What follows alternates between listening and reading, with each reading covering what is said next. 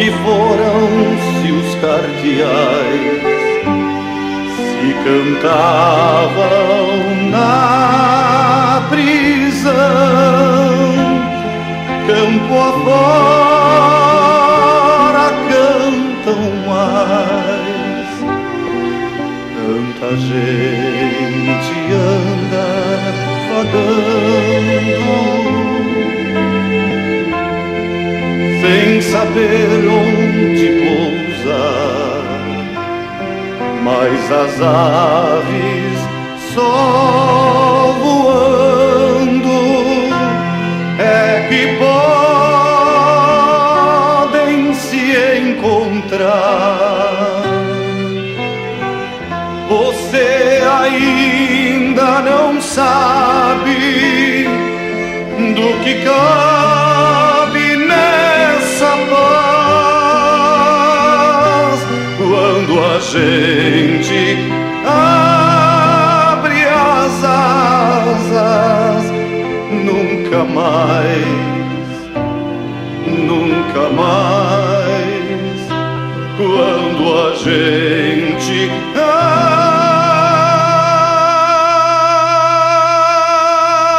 abre as asas. Nunca mais, nunca mais.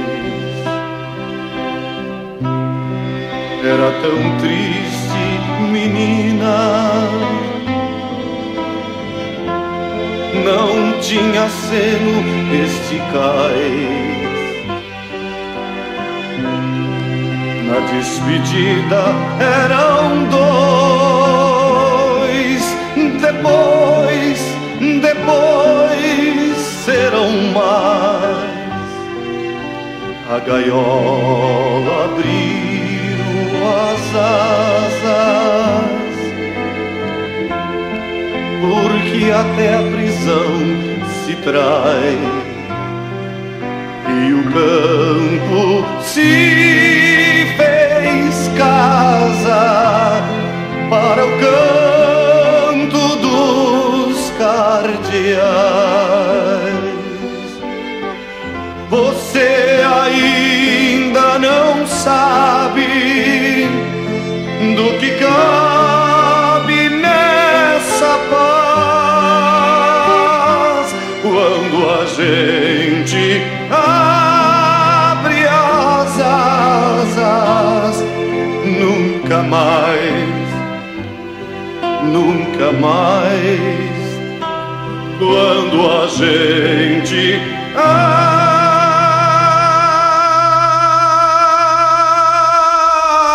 as asas. Nunca mais, nunca mais. Tinham as asas de punhais e traziam nos olhos a paz. E é por isso que esses pássaros sempre fogem e voltam para casa. Você ainda não sabe do que cabe nessa paz, quando a gente abre as asas. Nunca mais, nunca mais, quando a gente abre as asas. Nunca mais, nunca mais.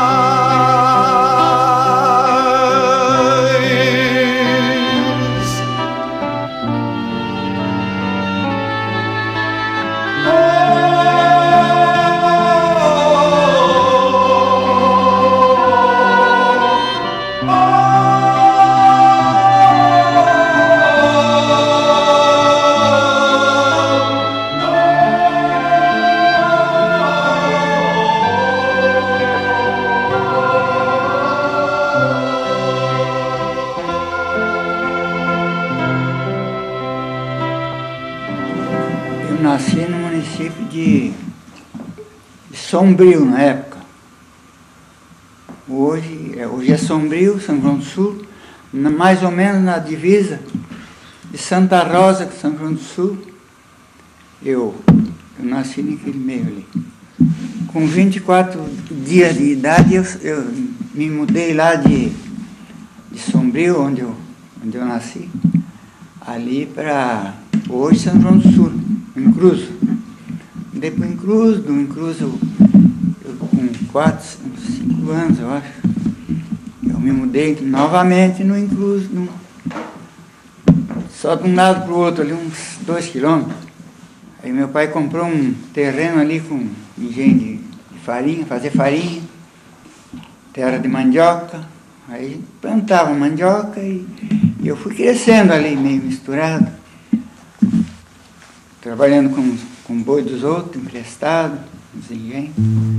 Depois a gente passou a comprar uns boizinhos também. Mas aí chegou ali um ponto que aquele engenho ficou pequeno, porque aí a Irmandade cresceram, era quase tudo mulher, mas trabalhavam, né? Tudo trabalhava. Mais novo mesmo é só o Vico e o Dão, prendendo na lavoura ali, lavrando grama e boi emprestado dos outros comprados. E o engenho a gente vendeu, porque ficou pequeno. Aí vendeu o engenho, ficou ali uns tempos, tudo meio miúdo, plantando mandioca. Aí depois a gente comprou um maior, né? Com aquele engenho maior a gente aumentou tudo.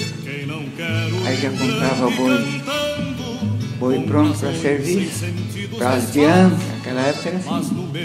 Ia lá no comerciante, fazia uma conta por um ano de prazo, ia fazer a safra, depois ia guardar e para vender, ou ia vender. De repente, ia dando certo as coisas, se vendia uns bois, já pagava um pouco de dívida, comprando um pedacinho de terra de um vizinho de outro, como indo. Passei a trabalhar no engenho, no começo eu só raspava mandioca, como dizia, arrancava na roça, já estava. Aí eu passei a fornear, fazer a farinha, eu já estava com 10, 12 anos. Aí já botava o boi, forneava naquele forno ali, por causa da fogo de lenha. E quando eu cresci mais um pouco, eu passei para a prensa. Aí era secar a massa, né? Aí ia na roça buscar mandioca, já tinha mais gente, algum empregado que ajudava também. As gurias cresceram, que era eu tinha uma irmã mais velha, até que faleceu. E depois tinha uma outra, mas era em 11, família. E aí já tocava ali, as mulheres tudo pegavam, né? Tocava da enxada, tocava mandioca, fazia tudo, quase todo o serviço. Vocês tinham também, vocês costumavam tropear na serra, né? Tinha aí, a gente tinha um gadinho, já que ouro, e eu tinha um tio na serra que era meio fazendeiro lá, tinha umas 6 colônias de campo. Aí no inverno, na serra ficava muito ruim naquela época, muito miserável os campos, né? Igual é hoje, né? Só dava geada, secava os passos, e tratava ali para ele no inverno, né? Aqueles restos de mandioca, rama, saía aquela história. E trazia o nosso gado também, que era pouquinho, mas tinha uma meia dúzia. Chegava no começo do verão, lá para meio de setembro, outubro, aí pegava os nossos e os dele, tropeava tudo de volta para a serra. Aí o campo já tinha pasto, já ficava lá até março, abril, maio. E como é que era aquela história que quando tinha só um animal e o senhor e meu pai e o vô subiu e tinha só um? Aí eu era bem guri naquele tempo, né? Aí eu tinha muita vontade, não conhecia a serra, tinha vontade de conhecer. Aí eu ia a pé, porque para levar o gado eu ia até a boca da serra e depois os outros que levavam.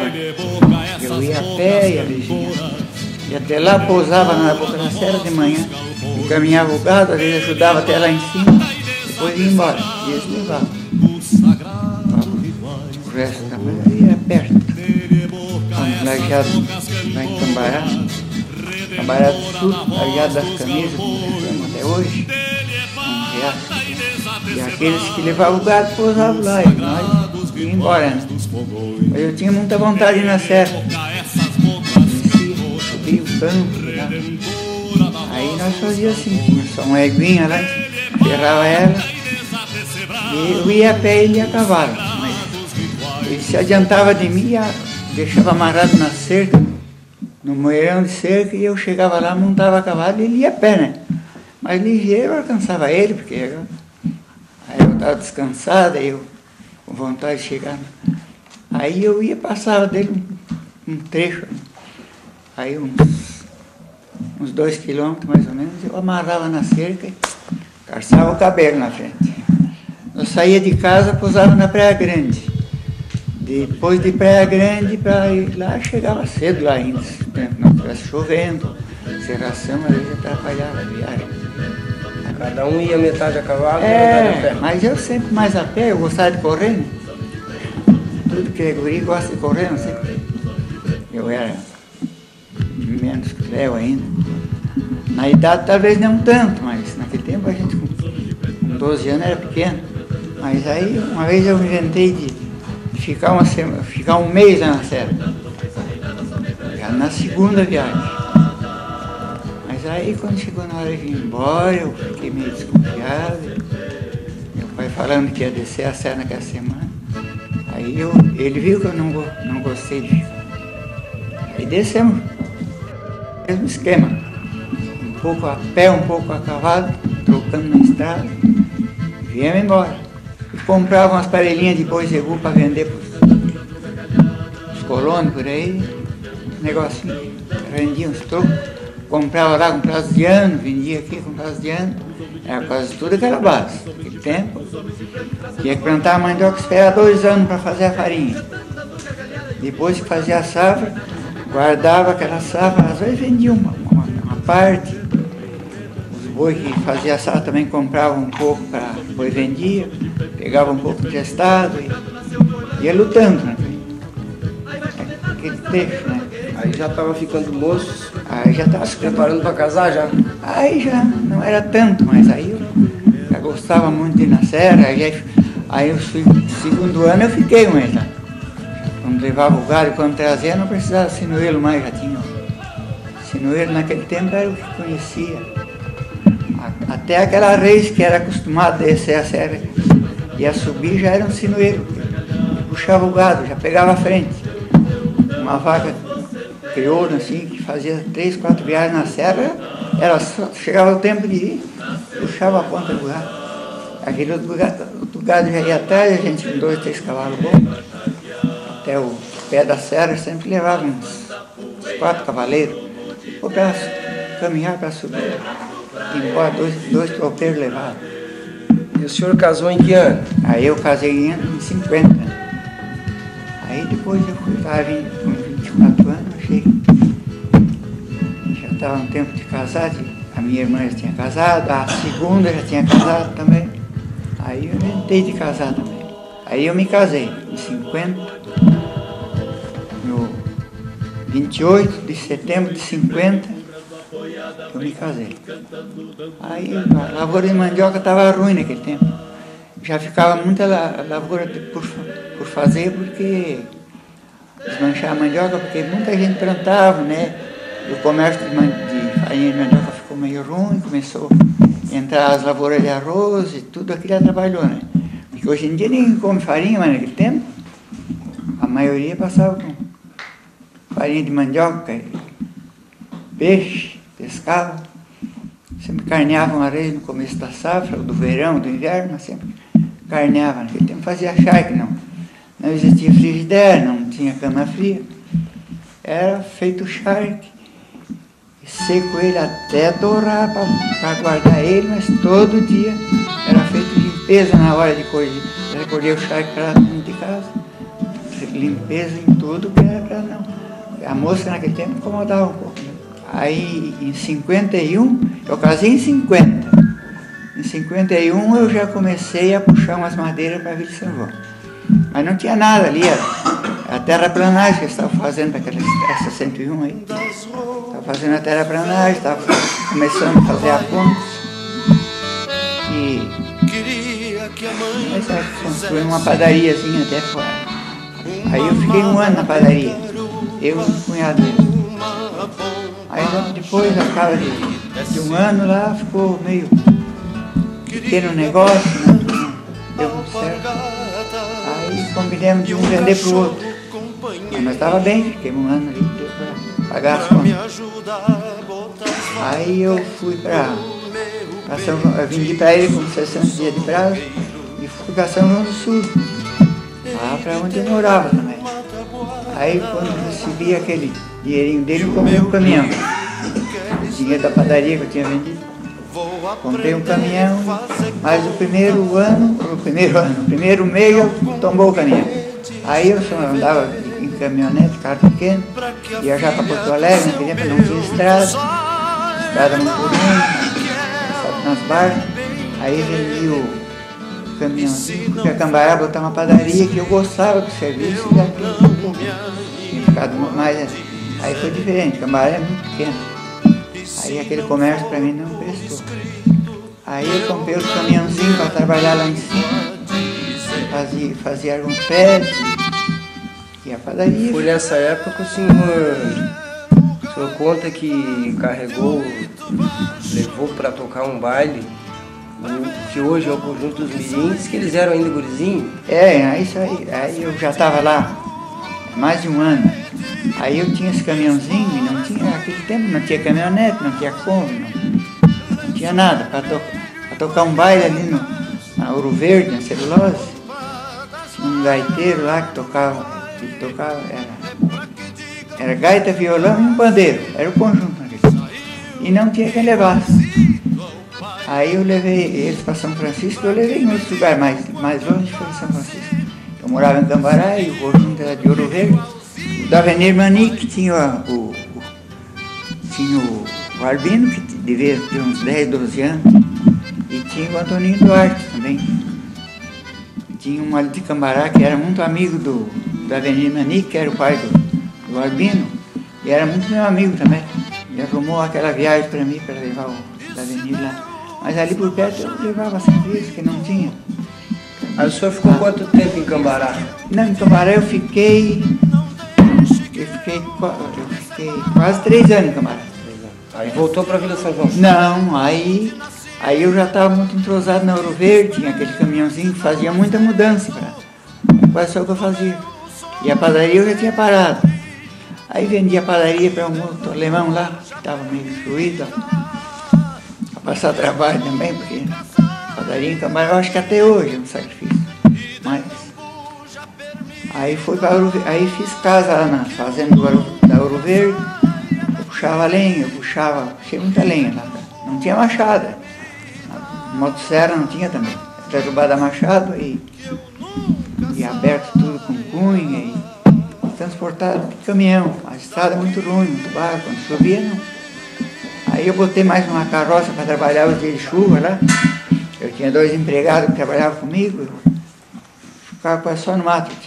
Já tinha um lotezinho de vaca de cria, tinha um lotezinho de porco. Criava naqueles matos, no tempo de pinhão, tu não via mais porco. Eles agarravam tudo, no pinhão, depois terminava o pinhão, eles vinham para casa, e a gente tratava deles a milho, poucos caixinhos lá no mato, o porco depois de 1 ano ele queria até no pasto, assim, onde tem bastante campo. Aí fiquei 1 ano lá, aí aconteceu lá um acidente com um guri que eu estava criando, que não era filho. O guri estava com 12 anos, né, velho?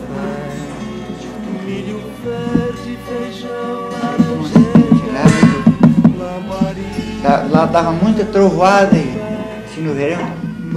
Esse na serra sempre puxa mais. Até daqui a gente vê quando começa uma tormenta lá na serra, as trovoadas, os relâmpagos. Então naquela época já era igual.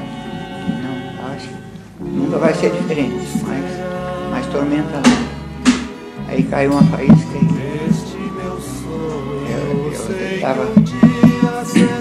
eu estava lá em Cambará, tinha uma pontaria que tinha quebrado, o caminhão estava lá no mar.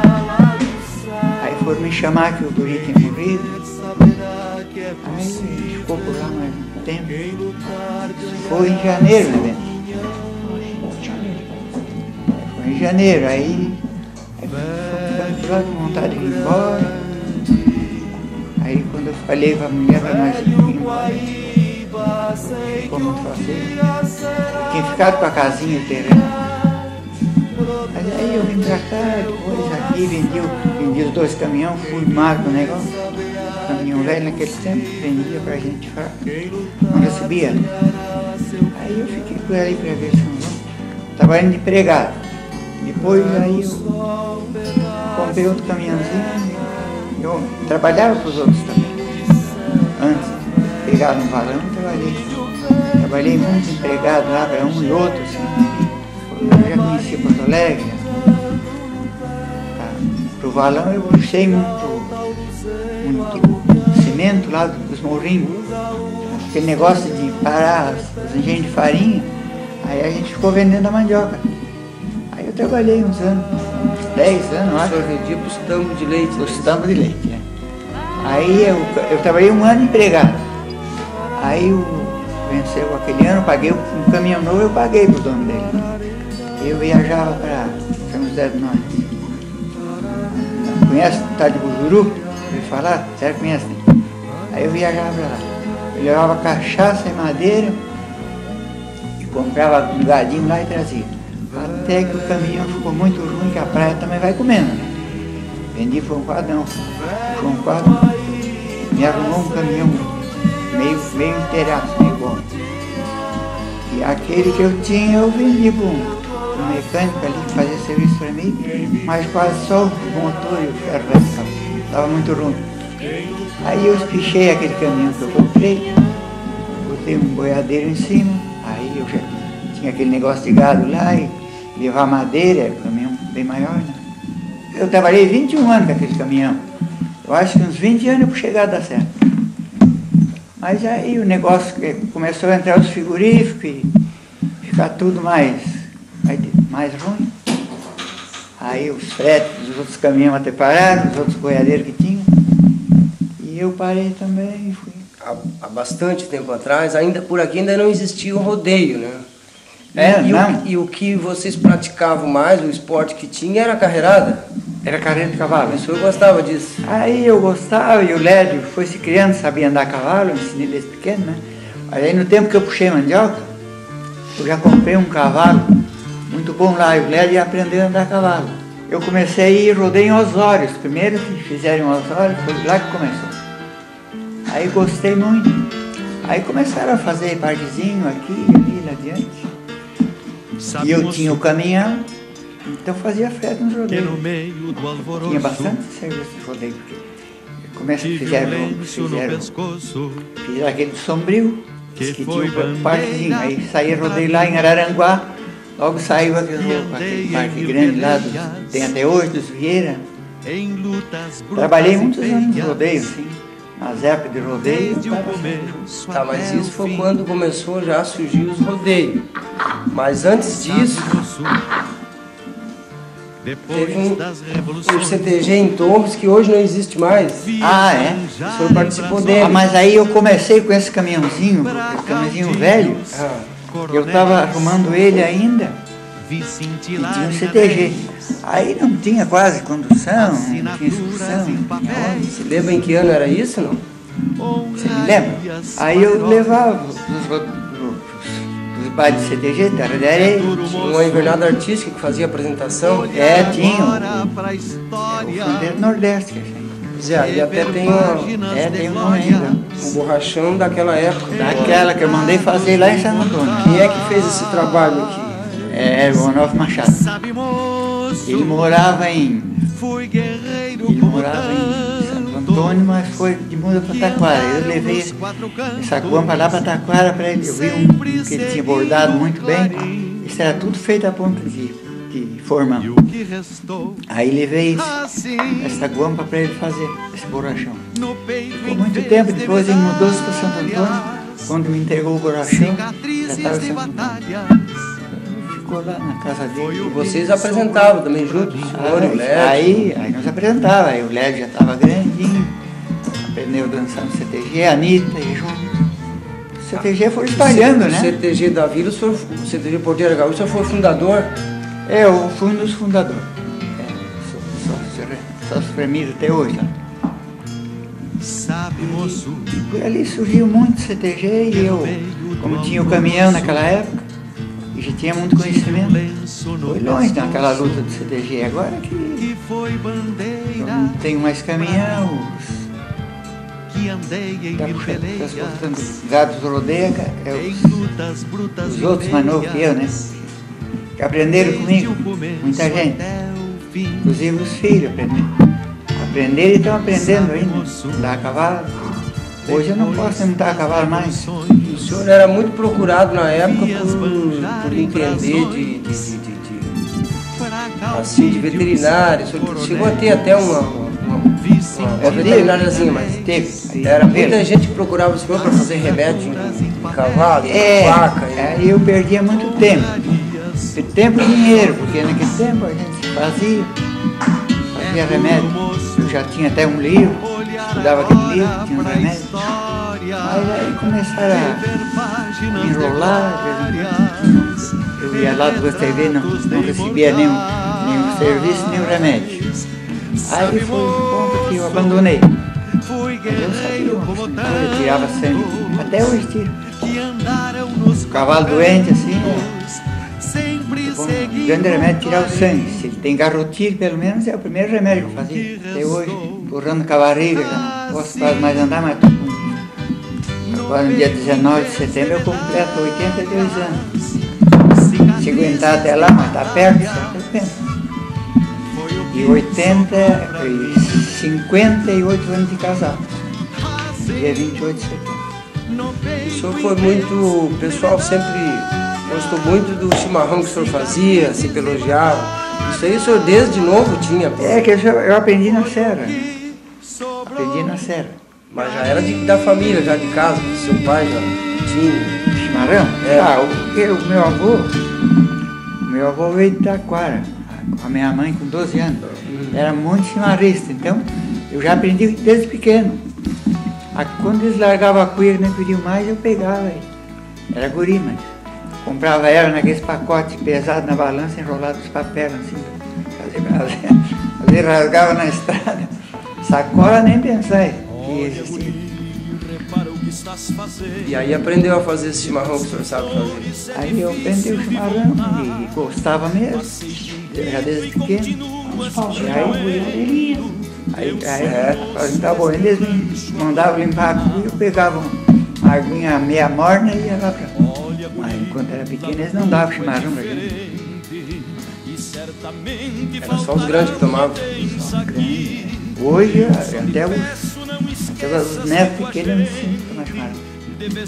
O senhor também era muito procurado por saber assar, então tudo que era festa que tinha. Aí aquela capelinha da Vila São João, que é lá no lugar do sede, eu comecei a assar ali, porque ali era uma igrejinha que tinha ali. E o meu cunhado era o assador, que você levar isso. Mas aí ele morreu. Ele tinha outros ajudantes. E ele morreu, aí eu ajudava ele. Aí eles passaram só para mim. Eu pegava daquilo dali. Tinha só o salão, nós fizemos uma festa. Mas uma função assim de 18 festeiros. Tudo assim, porque era muito pobre a vila. Não tinha como assim fazer de um festeiro só, dois. Então pegava 18, escolheram assim daqueles mais ou menos que tinha. E fizeram uma festa. Eu tinha foto, eu acho que ainda tem, dos 18, o Podalírio. Foi muitas, em Caetano, Podalírio, na Quindade, uma turma muito grande, era 18. Dá pra gente. Fizemos no salão, depois do salão saiu a igreja. Depois nós fomos festeiros. Depois do salão aí saiu a igreja. Me botaram junto, já era tudo grande. Que ano foi? Depois daquilo ali fizeram a igreja. Depois do salão, rezaram missa muito tempo no salão paroquial. É, nós Padre Luiz, nós fomos festeiro na igreja. Padre Luiz, né? Foi que começou aquela igreja ali. Aí nós fomos festeiro na igreja. A primeira capela que foi feita lá de madeira, eu fui na serra, como já conhecia muito, comprei a madeira fiada para pagar depois da festa. E puxei pedra para eles aí, tudo ajudando a igreja, né? E essa madeira, eu paguei um caminhão de reboque, né? E trouxe a madeira toda numa viagem. Fizemos uma capela, depois que saiu a festa. E ali por diante, né? Fui comentando hoje. Já tem uma paróquia ali na vila, mas... Naquele tempo, né, Bate? É dos mais antigos que começaram a vila, em 51 que eu vim para ali. Tem um ali que veio junto comigo em Guri. Hoje ele é vivo ainda. Eles trabalham com bicicleta, os filhos dele. Eles eram de Praia Grande. Então, quando nós estávamos construindo ali, eles também estavam fazendo umas ferrariazinhas por ali. 30. Uma orelhinha velha que depois terminou. Mas o que o senhor gostava mesmo de fazer e aprendeu e sabia fazer bem era a lida com a criação. É. Gado, com cavalo. É, até hoje. Trabalhar com gado no caminhão, eu tropeei muito a pé, de a cavalo. Mas depois passei por caminhão com gado também, muitos anos, né? Aí eu tinha muita prática e tenho até hoje. Só não sei, não tenho mais força de fazer. Mas eu subi uma serra. Eu gostava mais de andar na serra. Essas estradas hoje estão ficando boas, Praia Grande. O senhor teve bastante, as suas atividades, o senhor teve bastante sobre o comércio, teve caminhão, mas o senhor gostava mesmo, que aprendeu a fazer bem, era lidar com a criação do gado, porque eu me criei naquela lida, né? Andando a cavalo.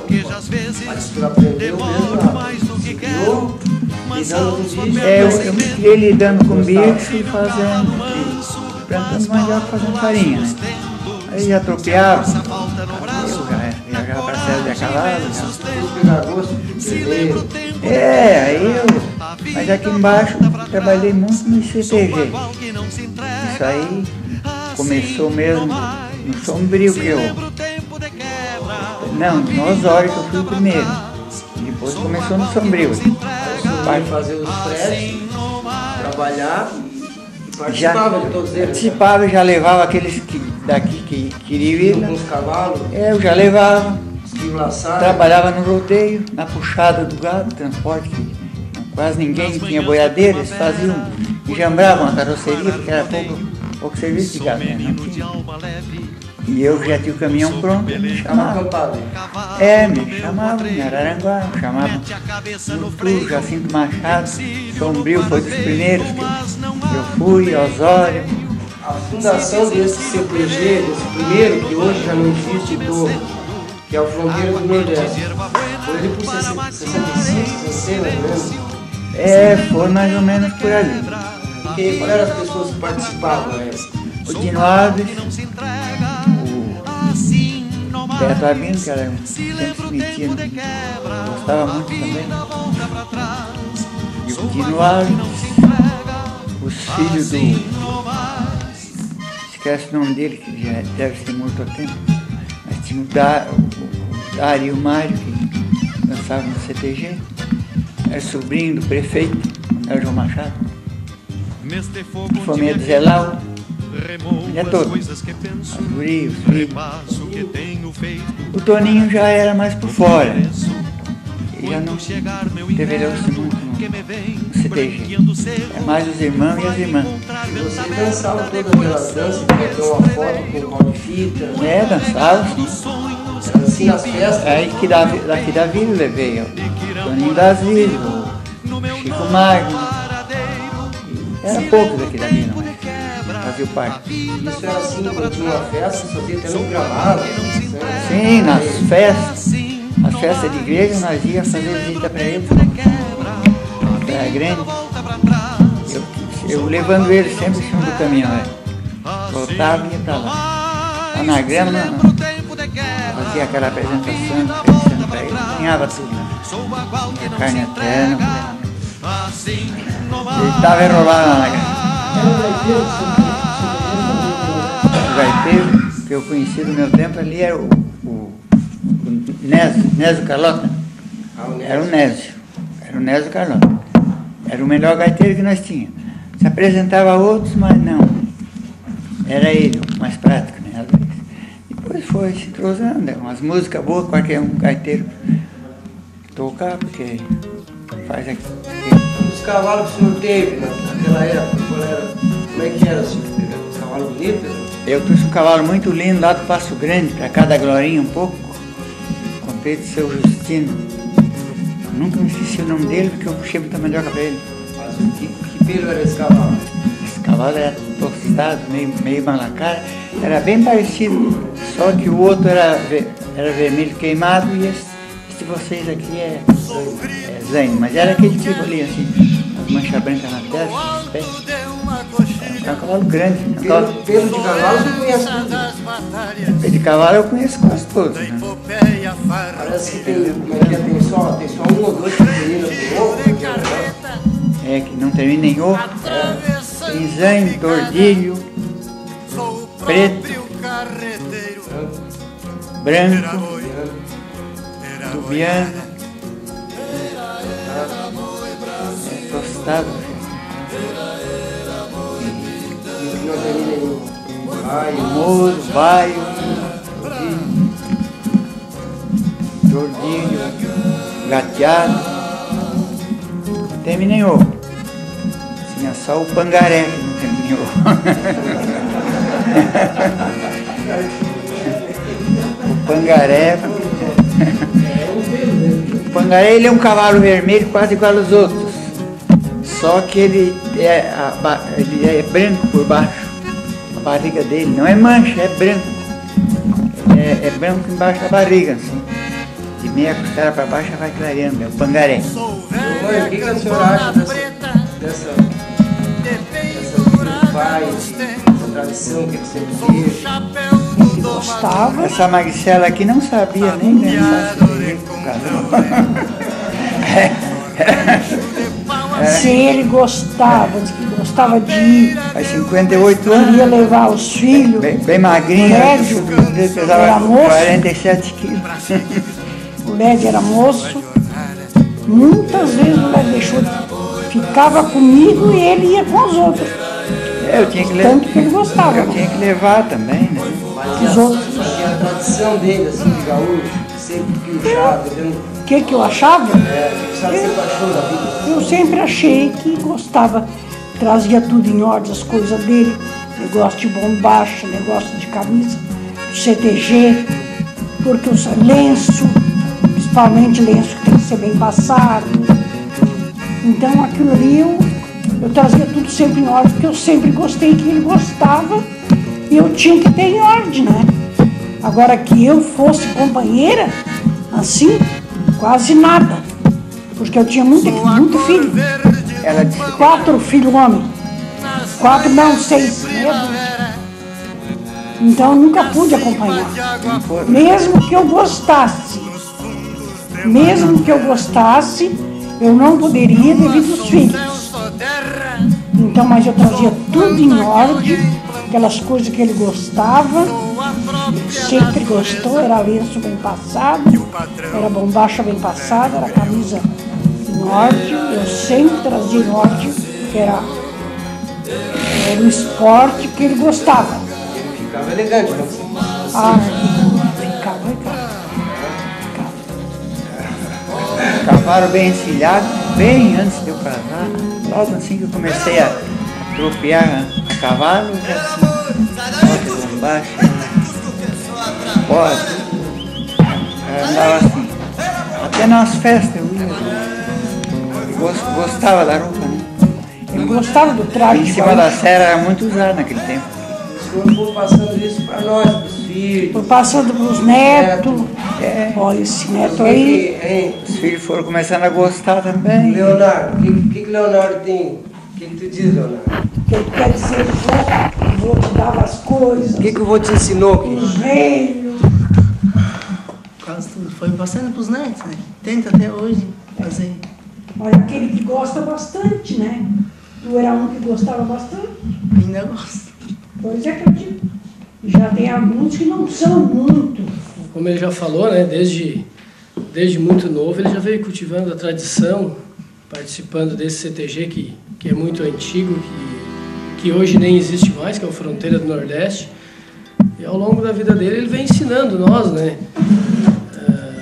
Eu me criei trabalhando com os bichos, nós tirava leite, o pai sempre teve cavalo, a gente sempre aprendeu a montaria com ele, andando a cavalo desde muito pequeno. E fomos continuando assim eu parti um pouco pro lado, eu gostava de um outro esporte também, que gosto até hoje, né? Que é o futebol, então acabou me afastando um pouco dessa lida, mas sempre que posso, ainda gosto de encilhar um cavalo e dar umas voltas, campear um gado, e ir em algum rodeio.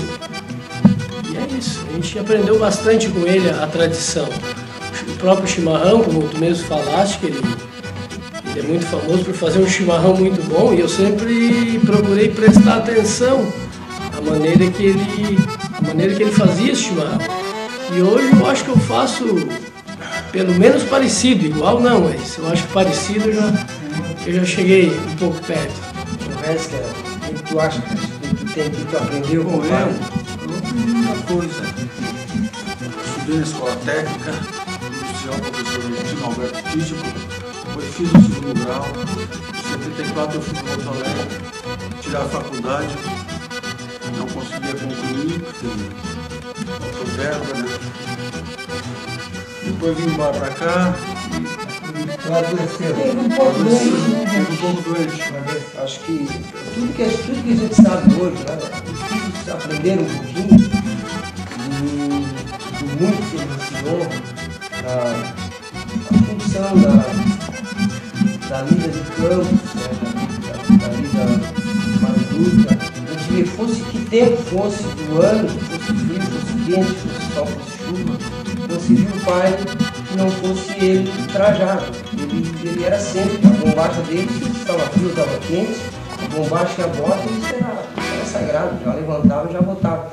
E a tradição, ela ficou praticamente dentro de casa, a gente convivia com ela. Não que alguém tenha ensinado, a gente ia para um CTG para participar de alguma coisa de tradição, a gente vivia ela.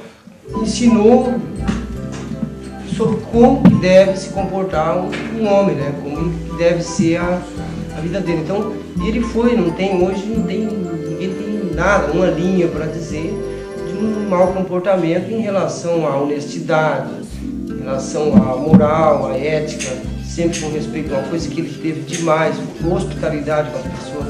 A pessoa que vinha na casa dele era uma pessoa que ele tinha que sair dali satisfeito porque ele fazia de tudo para agradar, porque era a tradição dele, era a hospitalidade do gaúcho.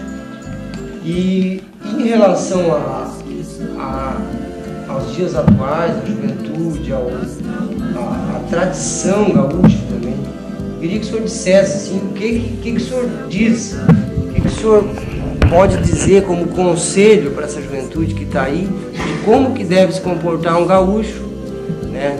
Tanto dentro da tradição gaúcha, quanto como ser humano, como homem na sociedade. Não, mas é isso que tu está falando, não. Conforme eu me criei, vocês acompanharam e até hoje, graças a Deus,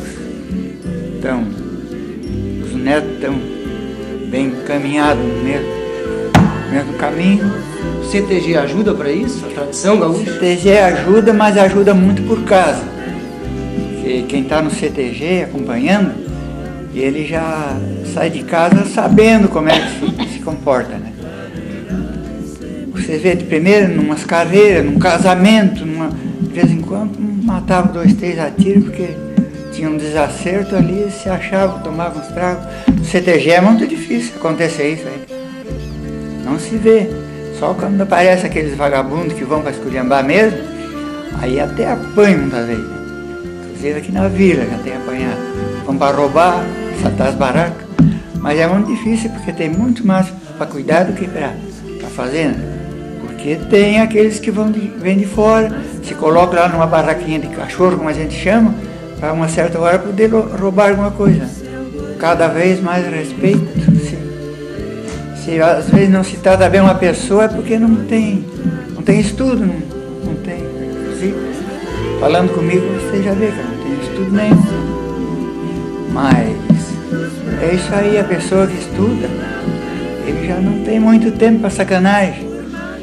De noite, se ele tem algum amigo que convida ele para ir roubar ou fazer uma arte, não, mas eu tenho que ir pro colégio, tal hora, e vem muito tarde. Então tira muito. Lá um que outro se desloca de uma família boa, sai um vagabundo, sai de casa. Nem sabe onde é que anda, está roubando em Porto Alegre, ou aqui ou ali.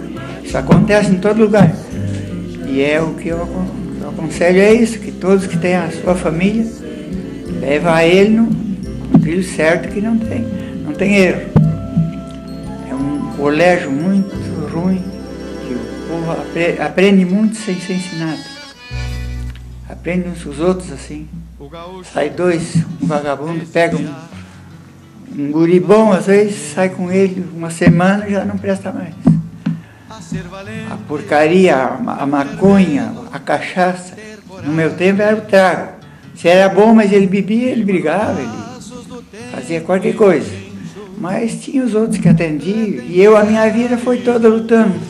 Mais lutando com gado, porque eu me criei desde pequeno lutando com boi manso, e terminei lutando com boi bravo. E até hoje, assim, venho como eu estou, mais um caminhão de gado bravo, que eu saio sozinho, viajei muito sozinho. Deita um boi no meio do gado que não quer levantar, não pode ter nada. E minha guilhada de choque. E se não tem outro jeito, eu entro lá no meio. Eu entro lá no meio do gado no meio da gente, ele não coiceia. Entro lá no meio, a gente já sabe qual é o boi mais manso, vai empurrando ele para as costas e chega naquele que tem que levantar. Eu cheguei muitas vezes a afogar boi na venta para ele levantar. Então afoga ele no meio dos outros, gado chuco, gado de campo. Mas ele também, depois de mangueirear ele, botar no caminhão, ele tonteia um pouco e abafar ele na venta até ele enlouquecer e levantar. De noite, trocar pneu nessas serras. Era obrigado a levantar, porque senão os outros pisoteavam. Ah, estragava a carne, tudo. Onde um boi caído, os outros botam o casco em cima, depois de carnear é uma mancha de sangue ali. Gozado. E se sangrar ele, na hora que ele está machucado lá, eles cortam todo o sangue e não ficou manchinho. Mas se ele vem machucado para a mangueira e carnear depois, vai para o campo muitas vezes. Então eu tinha muita fama para puxar gado por causa disso.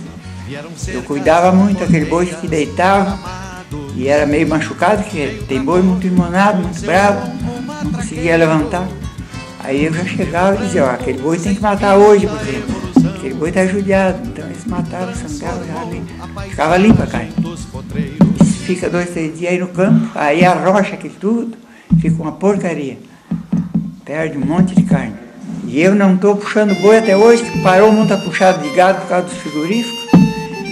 E porque eu também não posso mais, mas no tempo que eu podia, tinha gente de longe, de Capão da Canoa, me chamava porque sabia que eu cuidava do gado. Aí eu tinha meus caminhões, boiadeira, tudo de olhar o gado dentro da gabina, eu estava cuidando. Se tinha um deitado, eu já parava e ia cuidar de levantar aquele boi. A guilhada de choque é muito bom. Se ele está imunado, que não quer levantar a cabeça, tu cutuca ele nos pés, nas orelhas, é o lugar melhor que tem. Ah, mas ele, depois de dar choque 2, 3 vezes, não deita mais, né? E tu faz uma viagem comprida que não deita um boi. É só o gado ser manso, tu te comportar nas descidas, nas ladeiras. Nunca deita o gado cair, porque o caminhão, as estradas hoje são melhores. Mas era muito ruim, na serra ainda tem até hoje. Eu tinha para dizer para vocês, tudo por menos de metade, porque a gente vai ficando as coisas para trás, né? E assim que...